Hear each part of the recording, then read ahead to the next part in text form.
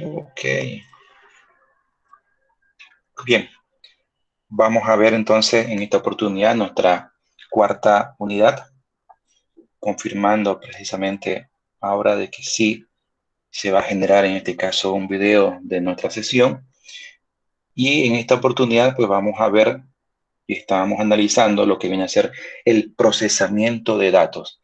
Cuán importante es el procesamiento de datos dentro de lo que viene a ser el método científico.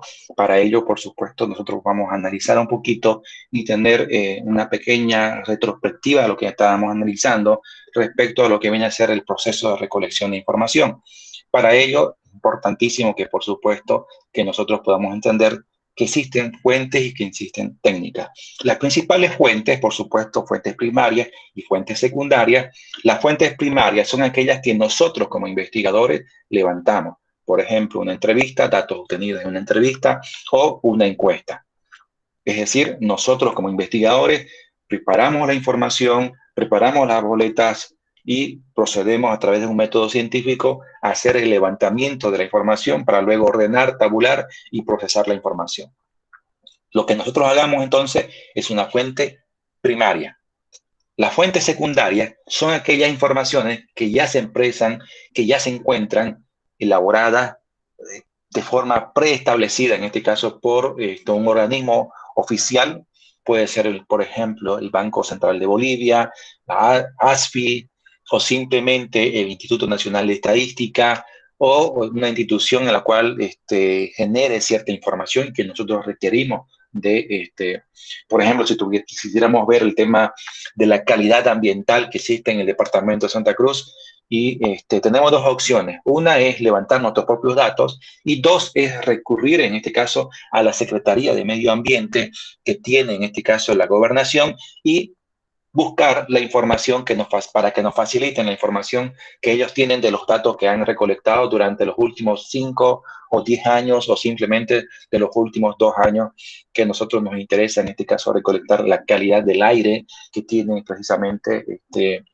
en la ciudad de Santa Cruz. Entonces, cuando nosotros recurrimos a información que ya está elaborada, que ha sido preparada, que ha sido procesada y que ha sido tabulada y presentada oficialmente por un organismo, como lo que yo estaba mencionando, como el gobierno municipal a través de la Secretaría del Medio Ambiente o el gobierno departamental a través de la Secretaría de Medio Ambiente, y que ellos han publicado ese trabajo y nosotros nos vamos a valer de esa información, como por ejemplo, queremos en nuestra investigación necesitamos saber el tema de los datos de la precipitación. Pues es imposible que nosotros podamos recolectar información de primera mano, porque significaría que, por ejemplo, tendríamos que, al ser datos primarios, si quisiéramos datos primarios de precipitación, significa que nuestra investigación prácticamente duraría un año, porque tendríamos que esperar para poder medir desde febrero del 2021 hasta diciembre del 2021 para poder tener datos primarios, ¿no es cierto?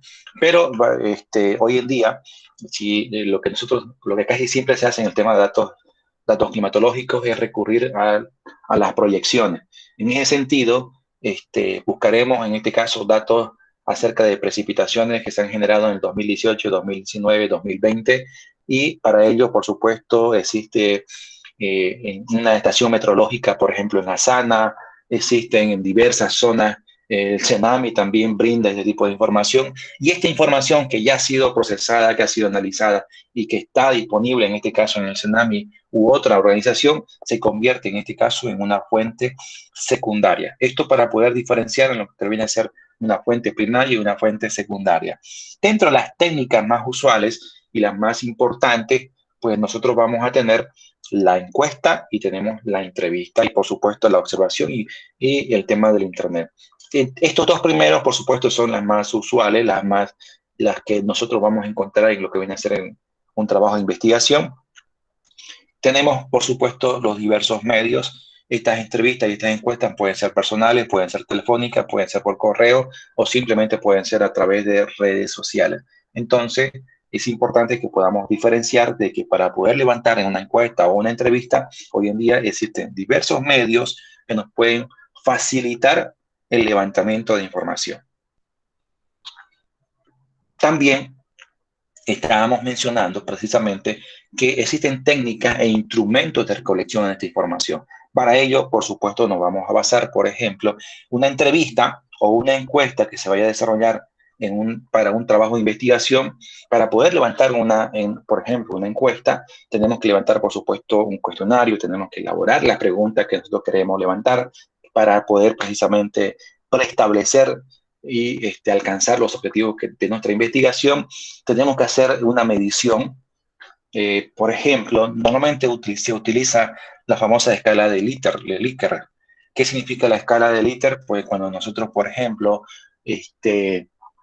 queremos saber de nuestro público objetivo el grado de conformidad acerca de un producto, pues queremos medir la calidad del servicio de un determinado producto.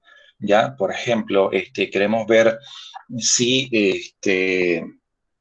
pues, a ver, para poner un ejemplo, queremos ver si los servicios que está brindando, por ejemplo, Burger King, son adecuados a nuestro paladar, ¿ok? Y vamos a hacer una serie de preguntas donde nosotros vamos a preguntar acerca del servicio, la atención, el producto, y la limpieza y otros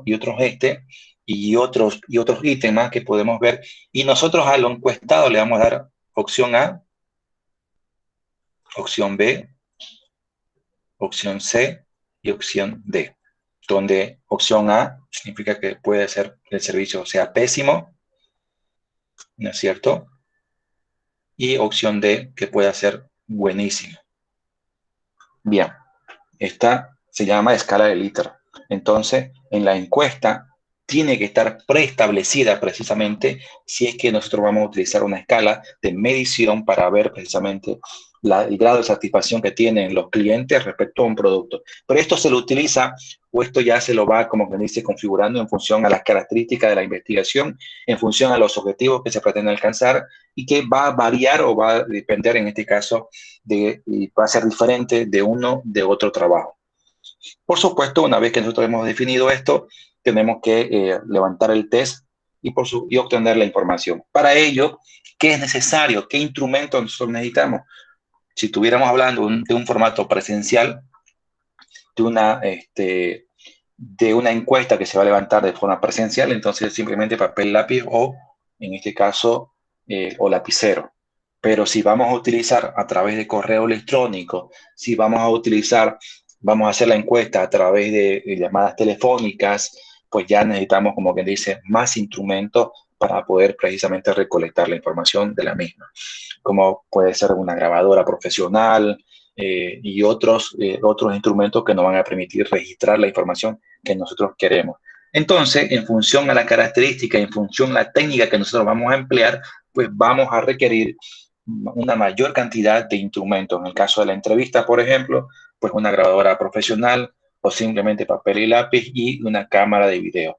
Hoy en día, pues todo esto se obtiene en este caso a través de un teléfono celular de alta gama que nos brinda prácticamente la calidad de la información de forma pertinente y adecuada. Otro aspecto que tenemos que tomar muy en cuenta cuando nosotros desarrollamos una investigación, pues es precisamente el desarrollo de un cronograma. Se debe de establecer en este caso un cronograma cuando nosotros desarrollamos una investigación. Peor si estamos hablando en este caso de un proyecto de tesis donde se debe de establecer, por supuesto, las condiciones, las características de la misma.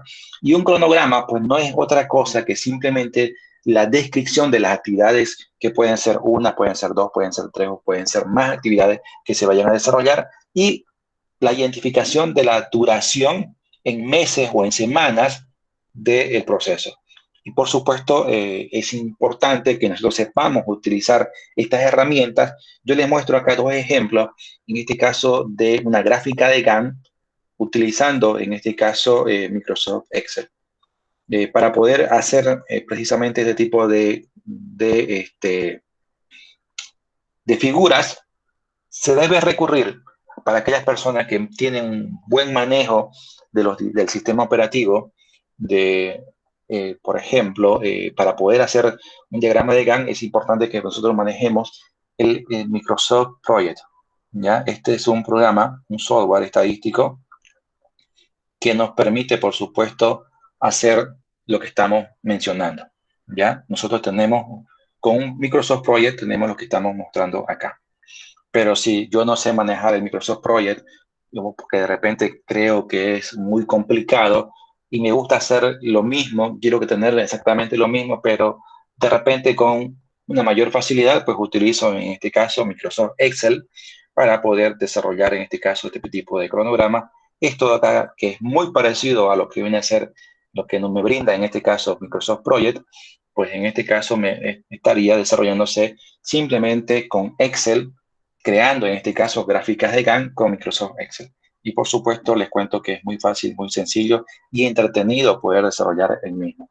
Si ustedes no saben utilizar precisamente lo que viene a ser el Microsoft Excel de forma adecuada, les recomiendo que puedan ingresar a YouTube y vean, busquen creaciones de gráficas de Gantt a través de Excel y van a tener no solamente dos, van a tener por lo menos unas 15 videos diferentes que han sido elaborados por expertos en el manejo de Excel y que te muestran de forma gráfica y muy sencilla, paso a paso, qué es lo que tenés que hacer en Excel para poder llegar a conformar o elaborar, en este caso, una gráfica de Gantt utilizando Microsoft Excel.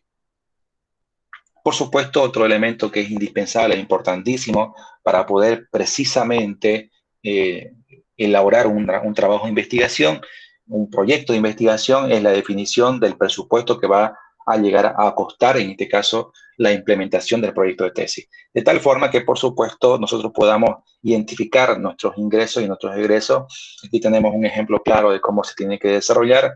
Ya si ustedes quisieran, en este caso, si quisieran ajustarlo, quisieran de repente tenerlo mucho más detallado, pues ustedes saben que hay yo crearía, por ejemplo, si quisiera hacerlo mucho más detallado, yo incluiría dos columnas más.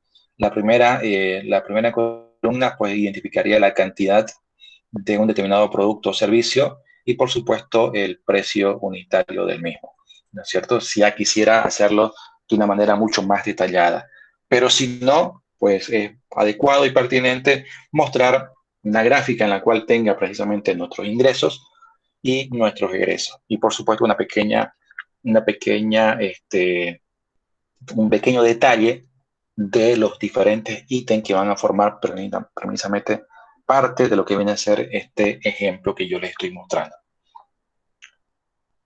El procesamiento de información dentro de una investigación científica, una vez que nosotros hemos definido, ya nosotros hemos levantado la encuesta, ¿no es cierto? Hemos definido que vamos a hacer una encuesta.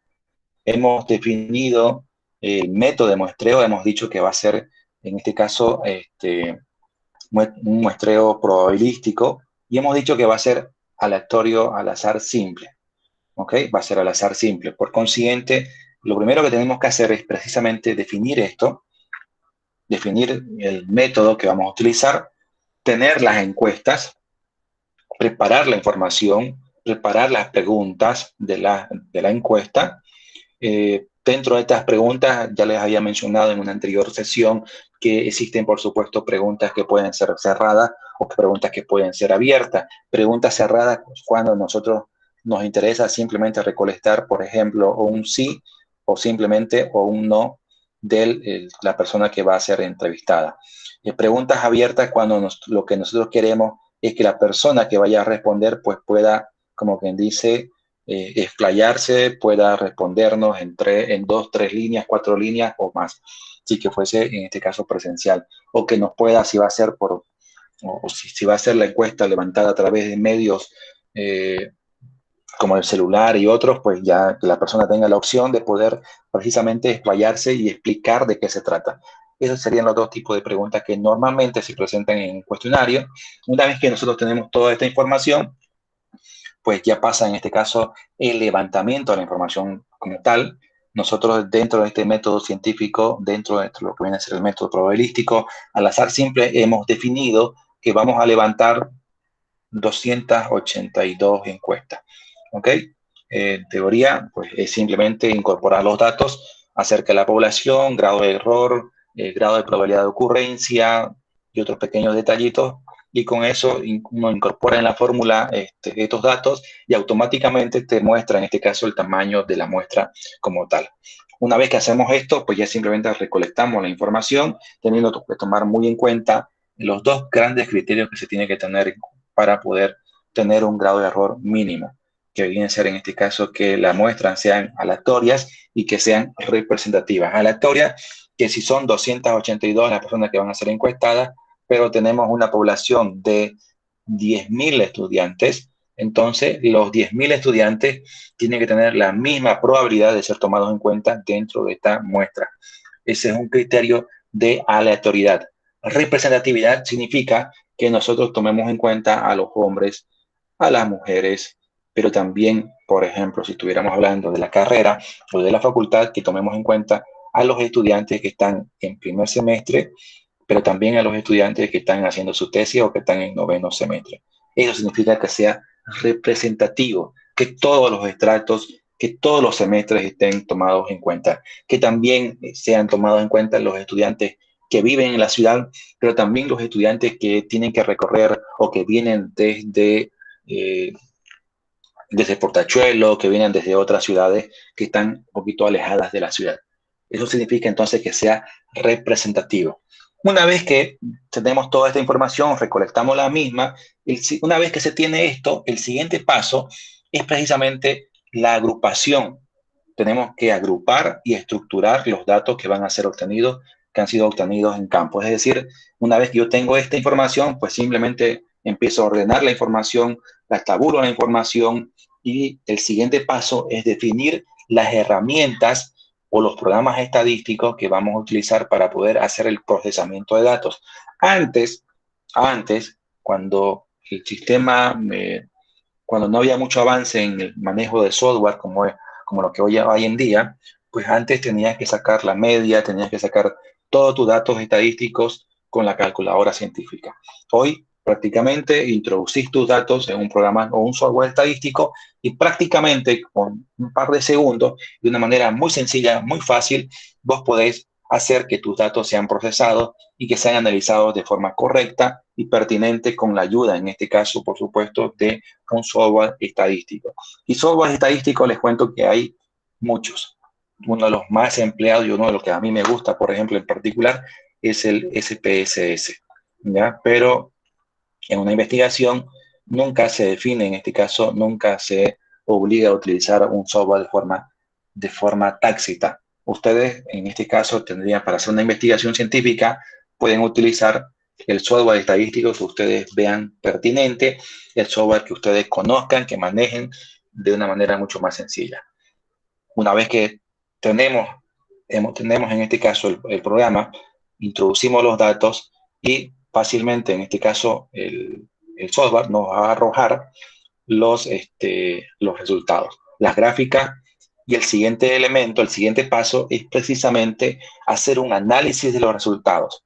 Nosotros vamos a tener una gráfica o un resultado y lo que tenemos que hacer es interpretar qué significan los resultados que nosotros hemos obtenido. ¿Cómo nosotros podemos hacer la interpretación del mismo? Para ello nos vamos a basar, por supuesto, en la información que tenemos dentro de lo que viene a ser el marco teórico.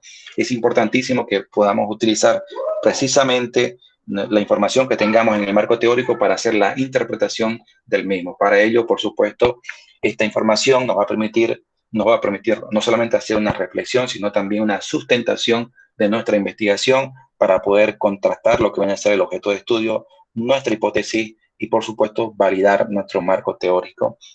¿Qué podemos hacer? ¿Qué podemos nosotros hacer con el software estadístico? Pues podemos hacer muchísimo. Podemos, por supuesto, hacer estadística descriptiva, como poder, por ejemplo, sacar medidas de tendencia central, como van a ser la media, la moda, la mediana. Podemos, por supuesto, también tener medidas de dispersión, como es la varianza, la desviación estándar, o estadística inferencial, como son las pruebas paramétricas o las pruebas no paramétricas, o simplemente la prueba de Friedman, como es el chi cuadrado. Hay diversas formas de poder analizar estadísticamente una investigación científica y esto va a depender únicamente del sujeto de investigación, es decir, de ustedes.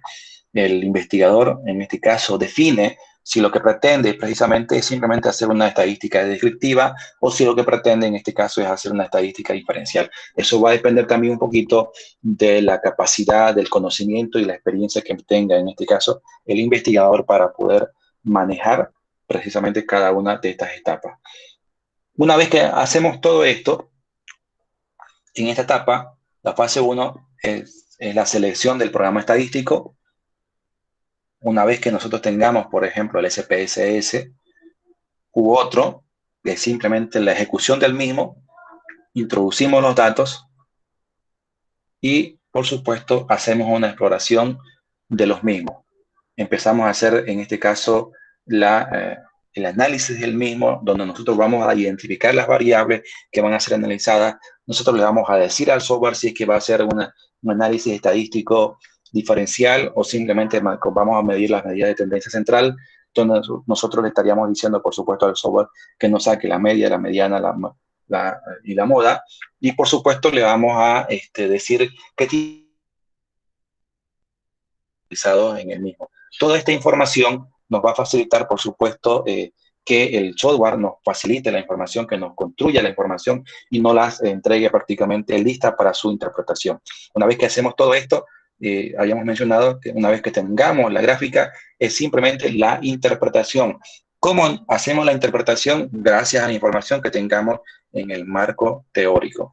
Y esta información nos permite contrastar nuestra hipótesis y, por supuesto, nos permite contrastar lo que viene a ser nuestros objetivos, de tal forma que, por supuesto, tengamos un resultado adecuado, pertinente y, por supuesto, que nos permita alcanzar los objetivos que nosotros tenemos previstos. Los tipos de gráficos que nosotros podemos encontrar, tenemos los histogramas, tenemos las gráficas circulares y también, por supuesto, este tipo de software, en este caso, nos permiten sacar o eliminar mucha más información. Les cuento que si hablamos de gráficos en este caso, pues podemos encontrar gráficos muy similares a esto e incluso, como alguien dice, mucho más fabulosos, mucho más fantásticos, mucho más chidos, y lo que ustedes quieran, ¿ya? Es como quien dice, es cuestión de manejar un poquito, de saber manejarlo, el software y que por supuesto que el software haga las grandes maravillas que nosotros tenemos. Y este es un tipo de escala de Likert que nosotros tenemos, por supuesto, teníamos 5 opciones y las respuestas que han sido de las encuestas que hemos levantado nos permiten saber precisamente la frecuencia de las mismas, personas que han respondido, por supuesto, que se han declarado en forma neutral, favorable o desfavorable acerca de un elemento en concreto, ¿ya? Y bueno, y con esto prácticamente estaríamos concluyendo lo que viene a ser nuestra cuarta unidad, por supuesto, invitándolos a que me puedan seguir en mis redes sociales y podamos ser, por supuesto, mucho más amigos, teniendo la oportunidad de entrar en contacto y, por supuesto, para que yo pueda tener la información y pueda, por supuesto, también interactuar con ustedes.